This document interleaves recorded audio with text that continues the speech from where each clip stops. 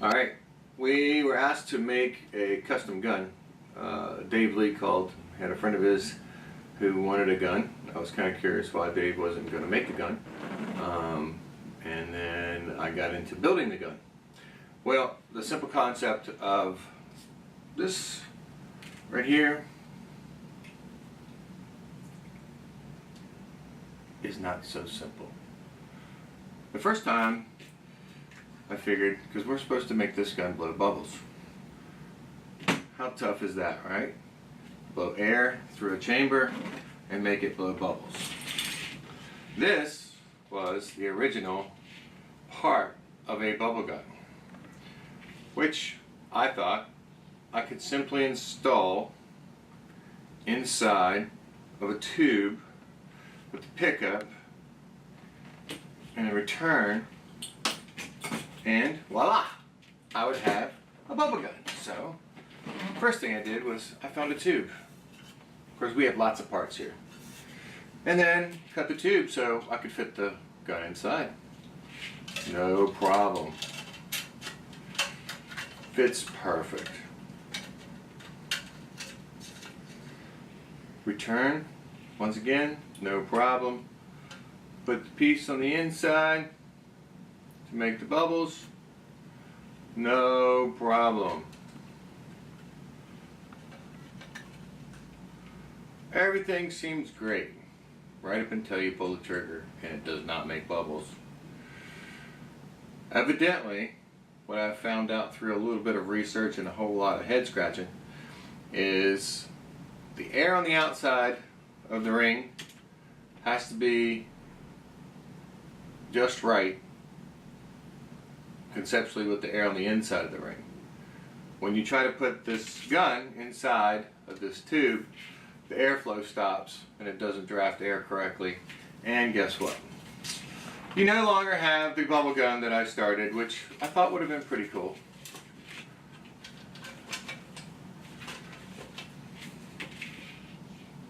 But I had to start again. This doesn't work. So, starting back from scratch, had to go get another gun. And with the gun, I'm thinking I got to keep the gun in one piece. Not only do I have to keep the gun in one piece, I've also got to keep the shape of the gun intact as well. So, how am I going to build something that looks like something that doesn't resemble this? So, I also have to incorporate how bubbles don't run all over the place. Well, the first thing I realized is the handle has got to go. Unfortunately, that's where they put the batteries. So, simply cut the handle off and reattached it to the back end of the gun to streamline it. So once I had that, now I had to figure out what am I going to put it in. Can't be in just regular foam. We were doing another build and I had some hard foam. So I decided that with the hard foam I could actually do a layout of the gun and just simply mount the gun on the inside.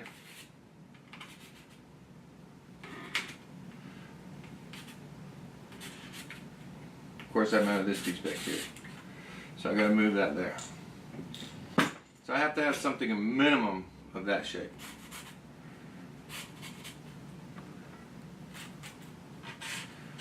Alright, now, thickness is an issue. So I'm going to have to use something to cover both sides. Well, I originally was going to go with wood, driftwood actually, because this is a fairy gun for the Steampunk Army. Well, driftwood's too heavy.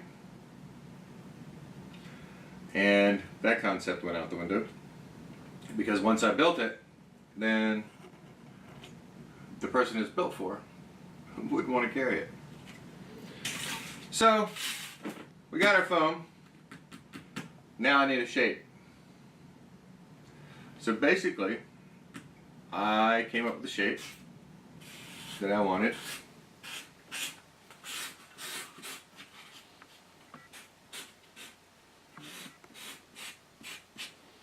And made plenty of room for all this. So I need the bubbles to come out here. So, and I got a trigger right here. And literally, this is how I do work. And then I want it to come down here. So, raise a knife.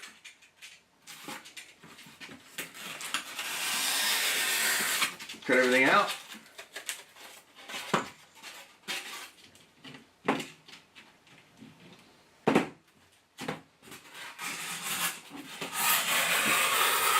You'd think this stuff would be easy, but it's not. Alright, we're back. We actually have a shop in the front that we have to deal with customers every now and then. So basically, once I got the hard stock cut out so I could get a place to mount my gun, then I had to figure out what I'm going to cover it with. I couldn't use wood because it's too heavy. I do have this nice thick foam that it's thicker than your normal foam that you use in your garages and stuff like that. This is actually a playground foam for kids, which has got a little bit more thickness to it, and I like that it doesn't have the large bumps on the back. It's got the smaller ridges. So basically, I cut this out and followed the same pattern that I used for the gun, and as you can see with the thickness, even with two of them, you still have a lot of space that you have to fill. So I literally had to cut out the void space to fit around the gun to make that work.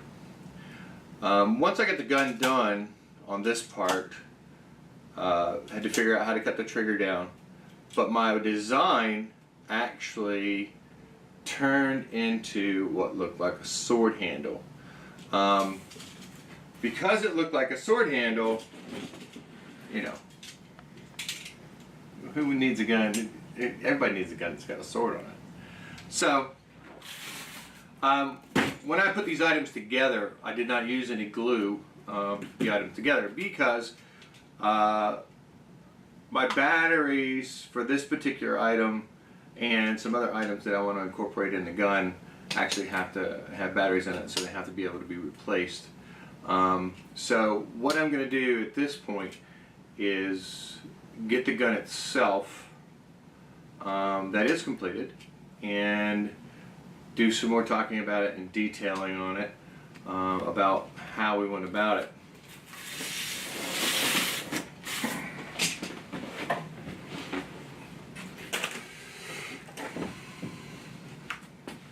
This actually is the final gun and the final design. It has this foam on the interior, and then on the interior of that I actually reinforced inlaid wood on the entire surface of the interior of this. The reason I did that is I wanted the gun to have the strength of that wood, so it would be more durable for someone carrying it if there was any mishaps or anything like that. So I did inlay wood all in the interior. Now, if you're not careful when you start painting on this particular material and you don't seal it, it melts. So make sure you use a good sealer on it prior to trying to paint it, unless you are looking for that effect, which you lightly seal it, which is going to leave you some air gaps in it, and then you can get a rough concept. And I wanted it to actually look like a cast rough metal to meet the concept of the gun. I had an idea. I wanted it to be driftwood, so I actually carved the wood, the foam, to look like driftwood, and then my paintwork was the same to get that all done. I had to figure out some way to incorporate the bubbles without the bubbles leaking.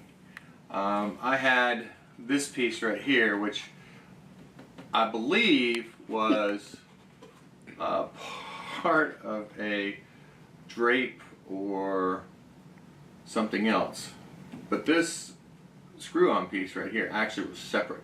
So I mounted the bottle inside of this piece. It's not going to come out, it's not going to fall out, so that your bubbles are completely hidden. People look at the gun so far and don't realize it's a bubble gun because I've disguised, I think, most of the parts until you pull the trigger.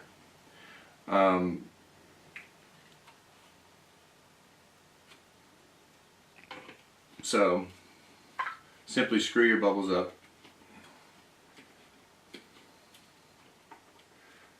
Get them tight, and then you take this piece and you screw this piece on. So it's actually using the original container, and you just refill that container. Hand-wise, I had to cut this way down, and I took out the centerpiece because I thought this being solid, one, your hand doesn't look good there. Two, I kind of like the open look of the entire thing. So that's how it wound up the design. Like I said, driftwood. I'm trying to make it look conceptually like it's old metal that's been forged out. The sword itself I got from a project that someone broke and was given back to me. So I decided that I would use it on this project. These are actually simple elbows, and we have lots of tubes, so I mounted the tubes into the elbows, and I decided I wanted them to light up and flash, so I put lights inside of it. The lights that I used are they're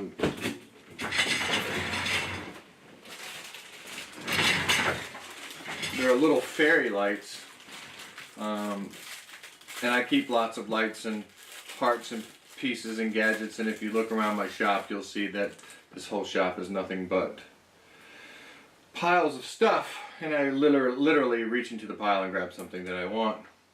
And then the lights are nice and small and compact, so I can put them in places where you can't normally put them, and they are push buttons, so I can hide them under pieces of foam. And then when you do that, you actually can take a foam square like this, and I just mark the spot by putting a rivet on top of it, and then run the lights from the into the interior, and then into the, so you can turn them on and off. I wanted a little bit more color. I had some of these in the shop as well. Basically, I put a piece on the switch on the back so it had plenty of space to push onto, plus I put a piece of wood behind it so that you can push it down. And it does have 5 settings, and I made a nice little cage for it to steampunk it. This is actually a spring steel that I hand rolled. It's put on a nice decorative piece.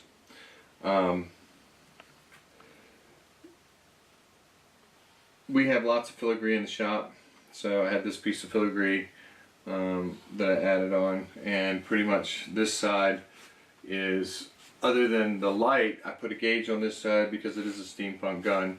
Got to have something with some pressure, got to have your power sources. This side right here also lights up, and is solid. So it has 2 settings on it. Well, I showed the gun to my girlfriend, and she said she didn't like it. She said it wasn't dainty enough, it wasn't girly enough. Well, with the concept, she thought she'd be funny and started throwing stuff on my table which she thought would be more girly. So, first thing she threw in here was some of that. Then she came in with one of these. Then she came in with some flowers like this. And then this little pink bunny rabbit. So she was trying to be funny, and then she came in with this dried moss. Well, me thinking the concept is old wood, driftwood, old metal that's been forged out. Why wouldn't moss grow on it? Especially if it was made in the woods and there was a little bit of spores on it, and the gun would be living and it would be an actual living gun. So I added it and I love it. So the general concept, of course, is the wood and the metal and the moss.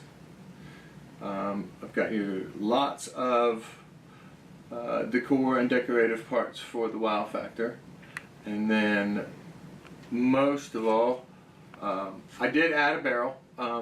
That's because, well, I like barrels, and this is all basically whatever I see. But most of all,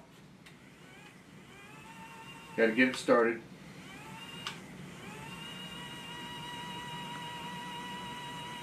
Lots of bubbles, and they light up. The sword, in case you run out of bubbles. You know, you don't want to be left with no weapon. And that's basically the concept of how we came about with this gun for a steampunk fairy army bubble gun.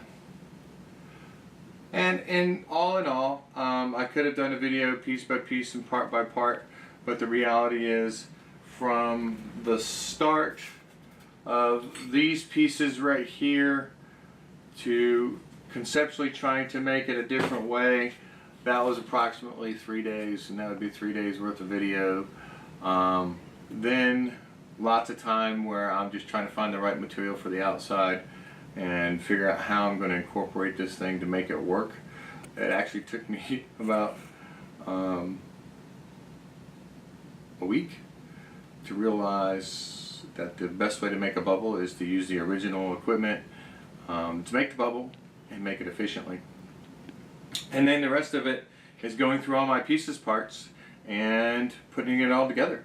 So here you have the finished product. And I'd like to put a special thanks out to Dave Lee for recommending us for this job. Did not think it was going to be as big of a job as it turned out to be. I'm glad we had a chance to do it. We enjoyed it, and look forward to doing more. And this is Steampunk Life, and this is what we do. Thank you.